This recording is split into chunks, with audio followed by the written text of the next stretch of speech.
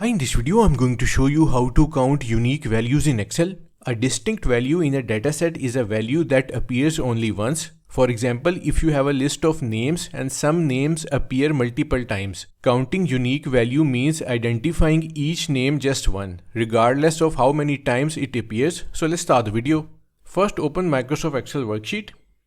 Here is a sample list of city names. As you can see, some names repeat. Now we want to count how many different cities names are there, not the total number of entries. One of the simplest way to count unique values is by using an advanced method using a combination of if, COUNTIF and SUMPRODUCT functions. First, select the cell where you want the unique count to appear. It's cell B2. Now type the following formula is equal to SUMPRODUCT starting bracket 1 divided by COUNTIF.